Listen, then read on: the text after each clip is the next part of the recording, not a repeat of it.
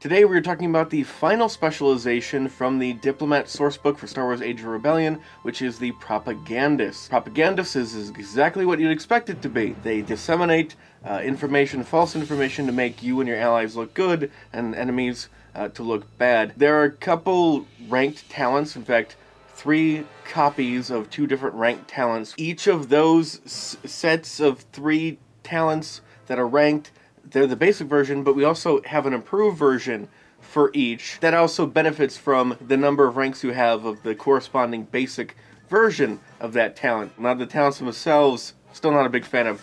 One is about duty manipulation. Duty is my least favorite mechanic of the group mechanics. I kind of get the appeal, kind of makes sense that your little group, your little rebel cell or whatever, contributing to the war effort in your individual special ways, and that's kind of neat. And the more you do really special, standout-ish stuff for the rebellion, the more recognition you get, and you have this group level up, or the group duty bar, you level up, and then you get rewards from it. It's kind of neat. I don't find it as nearly as interesting for your character, though, as obligation or morality. And so having 4 talents dedicated, or at least partially dedicated, to dealing with this, I don't care. I just plain don't care. There's 21 talents. Space is precious. But with these talents, you can level up duty faster.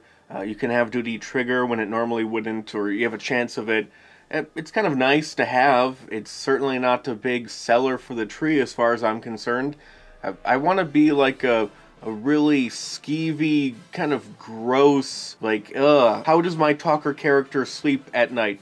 Kind of a character. And spoilers, I don't really get that feel as much with this. I mean, Advocate, which we just talked about the other day, does that better. It communicates that feeling better. I feel skeevy when I picture the characters I would play as an Advocate. And Diplomat also had, I forget what it was called, but Agitator, that's the one. Did I have good things to say about the Agitator? Having your moment to shine in the spotlight, more likely to be in that spotlight with this tree, the Agitator. Well said. This kid's gonna go far. If you want more of a debuffer who intimidates and lies and sort of a street level kind of a person, then Agitator's gonna work for you. Ambassador, of course. Yeah, see, that sounds neat. I want to play that. I don't even remember what the tree is, and I want to play that. That sounds more like what the Propagandist is promised. Shut up! Shut your hole! That sounds more like what the Propagandist is promising than what we actually get with the talent tree. We should talk more about the Propagandist talent tree itself. So, some of the talents here are kind of vaguely worded, and to be fair, again, I don't have the actual book in front of me. I just wrote down notes because I had to borrow it. Books are expensive, y'all. Please support me on Patreon. But the talents are kind of vague, like, do this to spread information. Do this to get information. Not a lot to go on. One of the things that one of the talents does is that it prevents, just outright prevents, not even a chance of preventing, but it outright prevents an NPC from knowing your allegiance, basically. So you're fishing for information, and there's no risk of them finding out that you have ill intent, perhaps, in trying to find this information, which, why would you do that? That's fun. That's a fun part. That's like a conflict within the scene. You're going back and forth. You're asking the right questions, and the GM and the player, they're role-playing, and maybe they find out. Maybe you say something that could theoretically tip them off that you're working for this organization, and you have ill intent to get said information or whatever, and there's a check roll to see if they're truly onto you, and tension and feeling things. Remember feeling things? Please don't make a talent that takes away feeling things. I don't like that.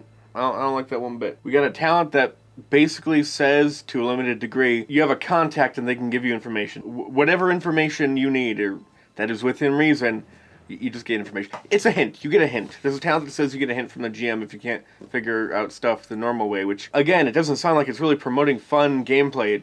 It sounds like you're just kind of giving up. This is the kind of thing where I allowed a solo player to do by spending a destiny point, because there's one guy. Typically you don't play these kind of games solo, so I thought, okay, give him a break. He has to run the show, basically, for hours at a time throughout the entire session. Give him a break. He has the ability to spend a destiny point just to be like, I give up. Just tell me what to do next, GM, please. Let's keep this thing moving. I had that as a house ruled option. This is like a real thing that's really a part of the real normal game. I don't like that. I don't even like it when I did it.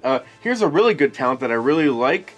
You get to disseminate some bad press, and there's a very concrete mechanical thing going on. You have a chance of it succeeding, but not necessarily. It's about an organization, and if you succeed, there's a big old debuff on everyone in that organization, depending on how well you rolled. It's really awesome. The penalty is something I wouldn't have thought to do, to be a thing. I could see players thinking, let's put out bad press to delegitimize this organization, and then the story thing happens, but not the debuff to all the members thing. That's really cool. I like that. It doesn't leave me with even an inkling of that feeling of, couldn't I just do it anyway? So I like that talent. That's a really nice talent. Then we got some confidence to help you with fear checks, and also the gall you would have to put out propaganda and stuff. Kind of makes sense. Also something that makes sense, a few ranks of toughened, and we got rank of dodge, some decent defense for a non-combat character. When you're playing a skeevy smear merchant, it's definitely going to be helpful to be able to take a punch, or at the very least, dodge one. Oh, and well-rounded. That's good. I like well-rounded. Extra skills as career skills. So, duty manipulation, which I don't really care about. Finding and disseminating information, which is, it seems at least on the surface of it, a little too abstract for my taste. So, borderline, well, can't you just kind of do this anyway? Although, in some cases, you just get extra bonuses on top of what you could do anyway, so it's not technically, well, can I just do this anyway? Still, a lot of them feel a bit too vague to be all that interesting for my taste, and I think if you are going to play a skeevy smear merchant, there are other deception-focused talkers that you could do it just as well, if not better, and have a really satisfying experience. Have the disseminate information or gather information stuff just be done with your normal checks, so you don't get the extra bonus or whatever for this very specific type of task, but you get other, more interesting stuff to work with. I really like the agitator. I don't remember what they did. Coercion, and I think deception-based, right? Which is what this is. Although with this one, and I guess we'll just saunter on over to the build stuff, deception and presence, but if you want to have a coercive kind of character, well, you can kind of do that, but use your deception. There's a talent I didn't talk about where, to a limited extent, instead of coercion, you can use deception. And so you get the same kind of feel, deception, coercion, a little bit, kind of, in a way, sort of. But really, mostly, your deception, your presence. There's a talent which is really dependent on presence, and while I may not be a fan of it, it is a big chunk of what you do as a character, so I guess have a high presence. But I would just pick another tree, one that's similar, but isn't quite as dependent on having a more interesting description by the GM and you, and it's a bit too abstract for my taste. It could be fun. I'm not saying we'll have fun, but, you know, there are better diplomat trees, that's for sure, especially for this type of character. Anyway, that is it for today. Next time we talk Star Wars, I think we're doing a review for Rise of the Separatists, and also we'll start diving into Collapse of the Republic. 9 specialization talent trees, and of course the review itself. See you then.